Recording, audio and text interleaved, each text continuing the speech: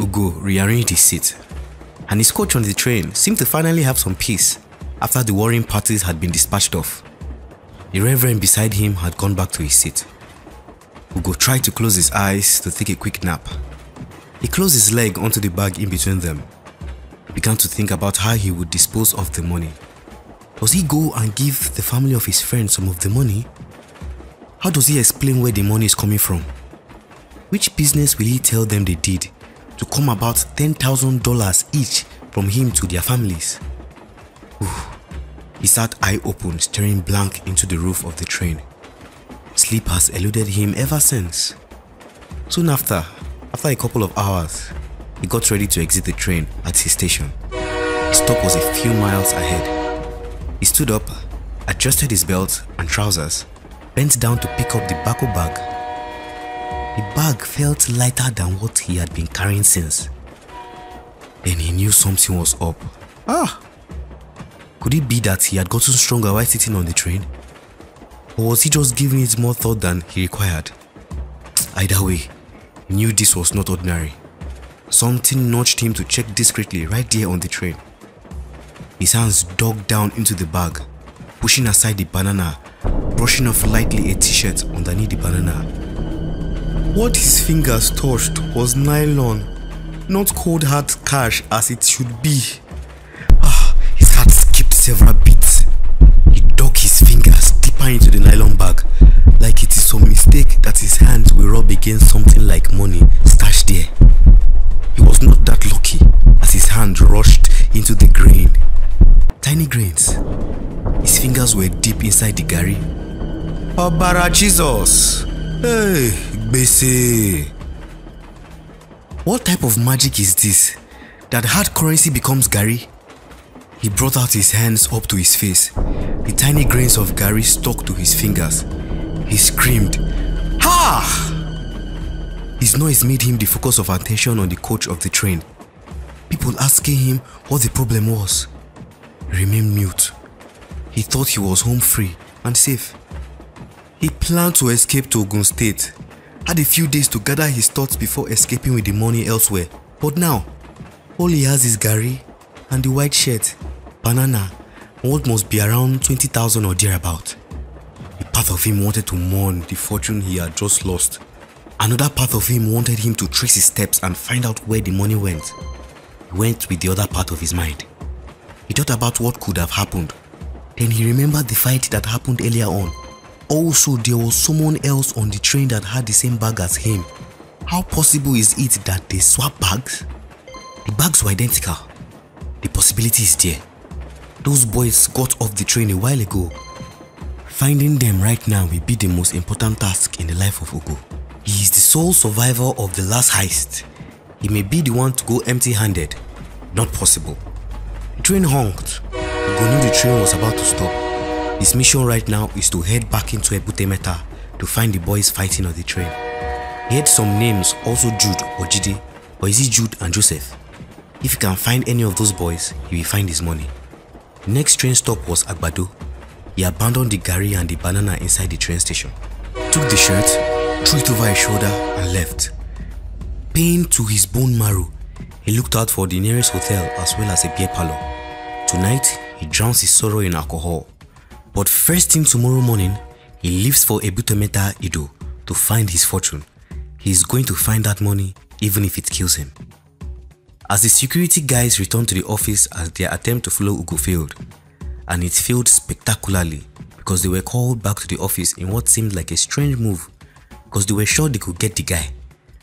Getting back to the office, the head of security, Usman, began to question Alhaji.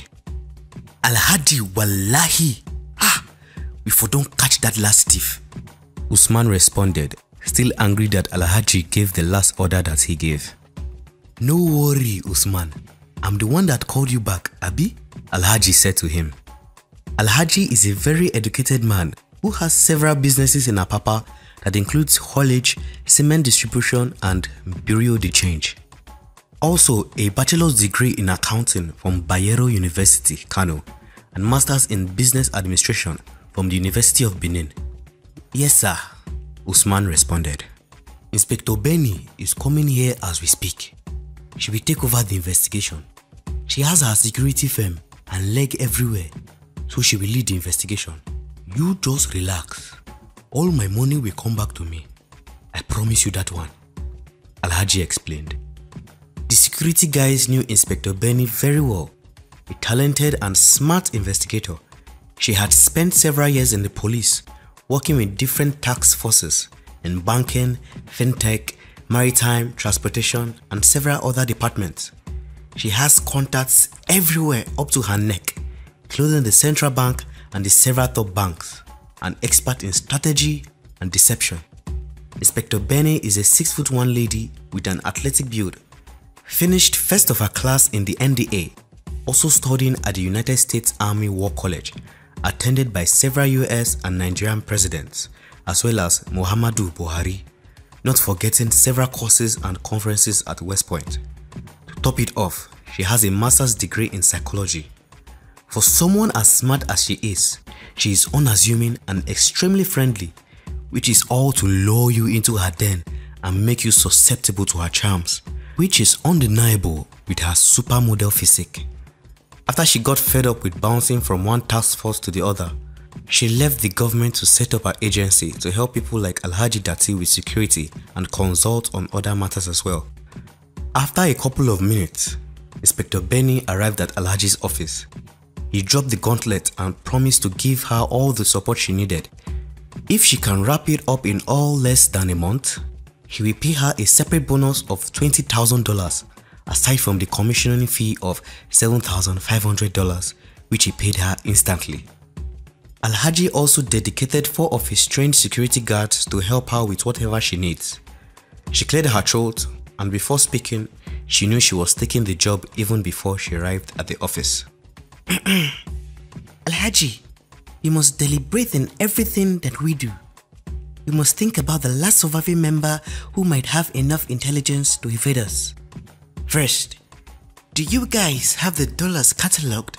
The serial numbers documented somewhere in case of incidences like this? She asked. Absolutely, he responded.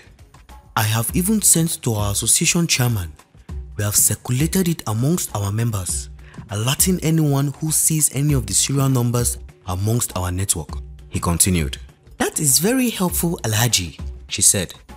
I need to speak with the security guys that went after him when he left, she said. Absolutely, he spoke. Usman, Alhaji called out. Alhaji, Usman replied. You will be working with the inspector here on this case. We have a mole amongst us. There is no way they would have known that we would have such amount of hard currency at hand on a day like this. Sure, Alhaji. Alhaji guided both Usman and the inspector into the room that will serve as their operation base as they chase out to unmask whoever escaped with the fortune. After the introduction and initial instructions, Alhaji left the office and headed towards his latest girlfriend's house in Lekki Phase 1. Usman, Inspector started. Please gather everyone on this team. We have to start this immediately. But before we begin, I would like to meet everyone on the team so we can address everyone and get this show on the road, the inspector explained. Osman left the room and came back a few minutes later with 4 more guys that had been assigned to the team to work with. They all took their seats around the conference room with the inspector at the end of the table. Osman introduced them all to the detective. Osman himself being the head of security, Shehu, the deputy of security, Abu and Ahmad, security officers. She began. I'm Inspector Benny, and I'm sure you've all seen my face here a few times. I'm here to assist with the recovery of the money stolen yesterday. But before we get into it, I need to say something very quickly. You have all been loyal to Alhaji, and he holds you in high esteem. So I'll be looking forward to collaborating with you in all sincerity. But I must tell you, there is something suspicious about this robbery. Someone on the inside must have leaked this information to this gang. For a thief, the best option will be to be as far away from this place as possible. The express out of Apapa certainly leads to plenty of places, and he could have headed to any of those destinations, from Ebute Metta to Lekki or Aja or even Ogun State, even Ekiti or Kogi. If I'm the criminal, I would want to be as far away as possible. I will need your cooperation on this, and I hope that I can count on you all. She continued.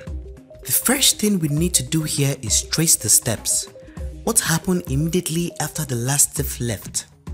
Inspector Benny said. We went in pursuit of the last thief, but we were called back. He escaped off on a stolen bike. That was what happened last night, Osman said. So right now, we don't have any other information on these guys yet. Abu Cotton. Excuse me, but just before we came here, we got more information. I just finished a phone call from a friend in Apapa. The motorbike the thief escaped on has been found in Ebute Metta, around Ido side. Please elaborate, Inspector said. The owner of the bike stolen received a call from his friend this morning, asking him why he was in Ebute Metta and not calling him up to tell him. The owner denied the allegation, told him that his bike was stolen. They'd called me to tell me that it looked like the thief abandoned the bike in Ebute Metta. Abu concluded. I guess me, Abu and Shehu are heading towards Ebute Metta to meet with the guy that found the bike. Maybe he has more information to give us. She began. Ahmed and Usman will stay back to coordinate other aspects of this. You will be our team B to help us track other things. Inspector Benny, Abu and Shehu got into the 2014 Ford Explorer and drove to Ebute Metta to catch the thief. Ugo took off first thing in the morning, back to where he feels he can get answers to his question. Ebute Metta, Yaba. His first port of call was the train station where he was robbed. He arrived at the train station, somewhere behind the Denton police station. Managed to find his way for the second time to what seemed like a deserted train station, looking to find someone, anyone. The only thing he could find were people loitering at the place. He approached one of them. Ross, good morning, oh, Ugo said. Afa, he replied. I did Jare. I did find person. Them say na here in the work. So I come look for him for ya. Ugo lied. Na him you come find for early momo like this. The guy checks his time and laughs in Ugo's face. Say wetin happen now? Wetin the person be like sef? Make I know first. He asked Ugo. Nah, old man like this. Him no too tall like that, but him no short. Him get body small and in a skin him bab. Ugo described the man that sold him the ticket. Oh, Baba Enarusi. Na Baba Enarusi be that na. Person wait done the work for here. Na afternoon, I be na evening in the way show. Okay. Ugo exclaimed. Yes, so you guys come back be that. No be smarting na. Baba don't old. He replied. Jesus, I be think I see him this morning. Ugo said, feeling sad that his first lead was shattered. For we are. He laughed. Ugo felt a sense of defeat, hearing that he had to wait for another 6 to 8 hours for Baba to come to work. What if he does not show up today? He felt powerless, but decided to ask the guy about the fight on the train last night. Guy, you hear about the fight last night where them boys they fight? Ugo asked. Na last night my guy did gist me. Na woman caused the fight. No be small thing. Na generator boys versus them mechanic boys. Na Rita caused the fight too. But bros, if you see Rita Nyashe, you safe go understand. Ugo pushed the guy on. Yes, so Oga forget matter. The guy said. I followed them inside the place where it happened. One of the boys' phone being fall inside my bag as them they fight. Now this morning as I dey come, I say make I return them to him. My Oga shop did that Glover Street area. Ugo lied. You be nice man, oh. How many people they return person phone like that? You for sell them now. I know person if he buy them from you. You go change your mind. The guy said. I no be person like that, Jare, my chairman. Make I return am. You know the boys wey dey there that day. The guy continued. I for like return am. The thing don't dey my mind to return last night. I say make I come find the person before my oga sef go show shop. Ugo said. I no know them, but my friend Chibuzo go know them. He said. So what if you find Chibuzo now? Ugo said. Him go dey that Evans Square area. You get where them they sell food around that area way dey front of mosque. Now that mosque dey opposite Evans Square fence. When you reach, just ask for cheese. Tell am from Chibuzo. He said. Ugo had a sheepish smile as he left to find Evans Square food seller in front of the mosque. Ugo navigated his way through Ebute Metta on foot while asking bystanders about Evans Square. He entered through the streets with the gate but did not find any mosque before he was directed to the other side of the mosque. A portion of the road began with a makeshift car wash where taxi cabs were being washed by a shirtless, ripped man who looks in his early 30s. Looking to the other side of the road, he saw a handful of bread sellers who are busy arranging their items properly. To the right side are food sellers that sell more than bread, the bean sellers, and then the mosque where people seem to hang out just in front of. Leaving the bread and bean sellers, he saw a meshai whose place is slightly elevated because it is on top of the drainage, on top of a big slab of concrete. He saw a certain boisterous guy speaking loudly while arguing with other people, having tea, bread and fried egg. He was making jokes about his sexual prowess, beating his chest while jesting with the bread sellers around. Na me o, cheese. You know fit see draw. I dey do am from morning to night and night to morning. You never jump person like me. The busty bread seller replied. Now you go tire. Ugo, realizing that the person speaking is the cheese that Chibuzo sent him to, he formed familiarity immediately. Sister, cheese na strong man o. Now you go tire. I feel better. Ugo said, laughing as he butted into their conversation. Cheese smiled while shaking Ugo's hand. They all had a few more laughs. Cheese, you don't remember me? Na Frank. You don't forget Frank. Chibuzo friend.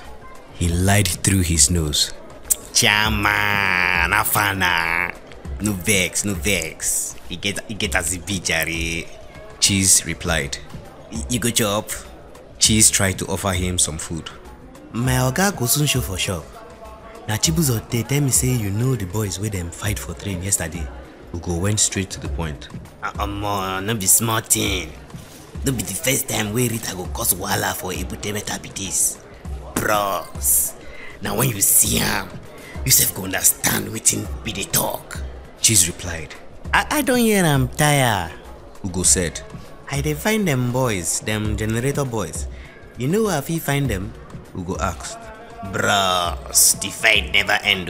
The mechanic boys they try organize to go fight for generator people's side today.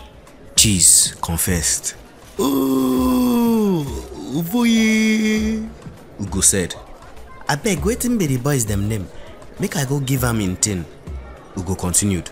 Wetin be that? Cheese asked. One of them phone drop for my bag. I won't give am back. Ugo said. Nah, Mr. Nice Man. Nigeria need plenty people like you. Cheese said. Na them Ifeanyi shop.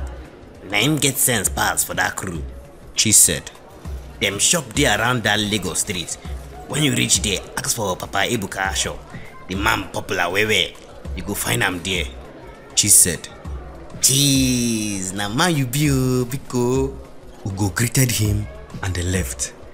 He felt better than he did last night. With this clue, he's closer to one of those boys, especially the one with the same type of bag as his. It is getting closer. He took a deep breath, stopped the bike and told him, Lagos Street. Ifeanyi's day had just begun. Ideally, he was supposed to leave the house before his uncle, but his uncle had an early morning appointment with one of his corporate customers, so he had to leave the house extra early that morning. He gave instructions to Ifeanyi to leave for the shop before 7 a.m. as he left around 5:30 a.m. As much as possible, Ifeanyi formed activity doing all his morning chores and keeping up regular appearances at home, despite being the owner of an obscene amount of money. that he had hidden somewhere safe inside the house. He fetched the water, washed the dishes, cleaned up everyone's room, and just as he was concluding that, his uncle's wife and kids left the house. She went to drop them off at school before heading for her work. At a crossroad, Ifeanyi did not know what to do with himself and the money. Should he just go about his life normally, have his bath and head to Ebute Metta like everything is alright? Should he escape, take the money and run away as far as possible? If he wants to run, where does he run to? To the village? What explanation will he give his mother for running away? How will the money factor into all of this? More importantly, someone has got to be missing this money. Will they just forget about it? Won't they try to find the money? Can he just escape into bliss with the money? Maybe get his girlfriend and then go somewhere where both of them can live in absolute comfort. And that's the end of it. Too many questions, not even one answer. He thought about it long and hard, then settled for living. Eloping with the cash seemed like a promising idea. He was about 100% sure that someone would come looking for the money, and because of this, he came up with a simple plan. He just must be in a place nobody will expect him to be.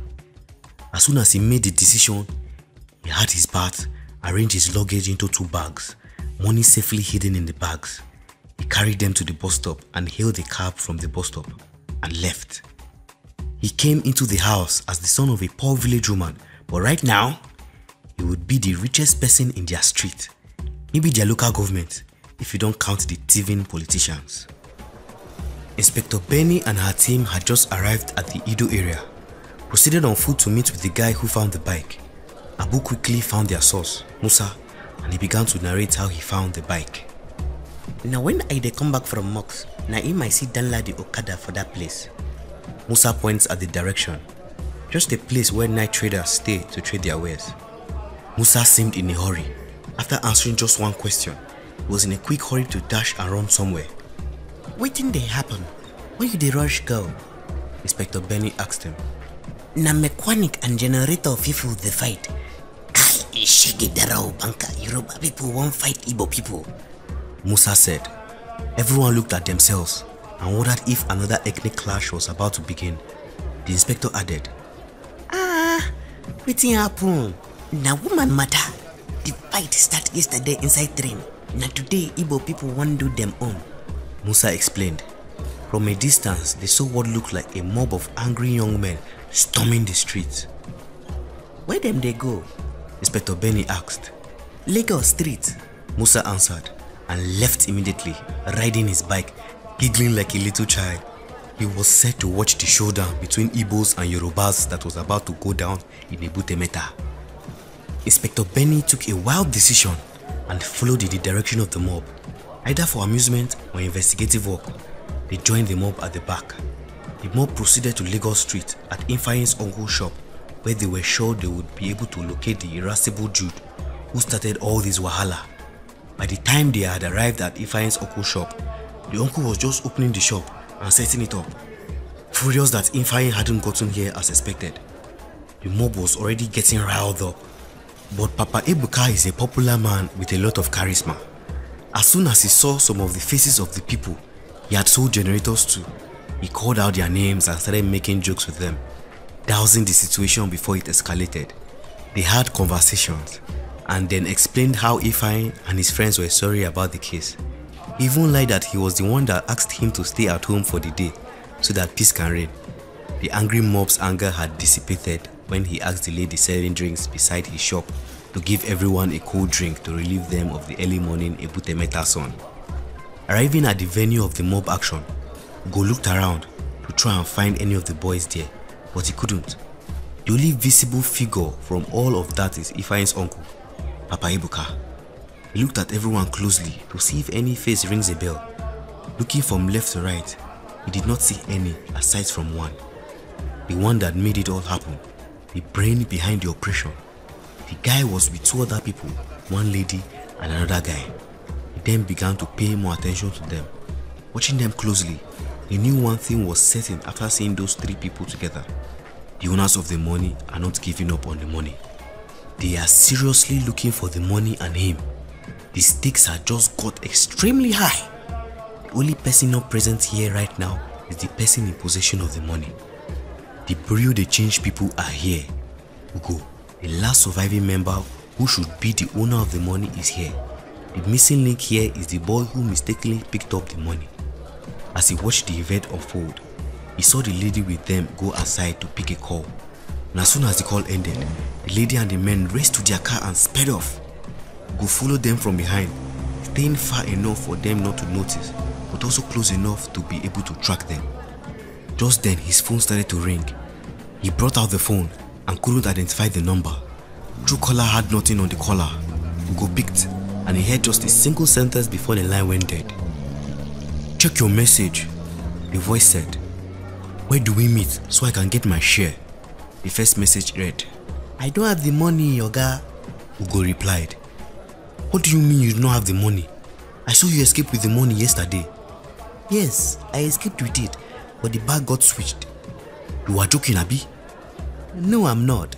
I'm in Ebute Metta right now trying to find the boy that stole the bag." "Find the boy and get my share to me," the message read. "I'm trying to find him," Ugo replied.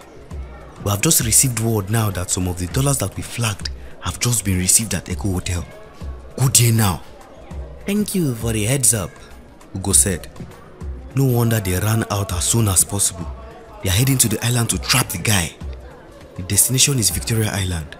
Ugo knew he had to get to the money before they could, so he looked for a bike man and offered him 5,000 naira to drive him for the rest of the day. They both sped along to the island. There is no way Alhaji's people will get to the money before him. It cannot be allowed to happen. The death of all his friends would have been in vain. Never! You are listening to Oniranu Stories.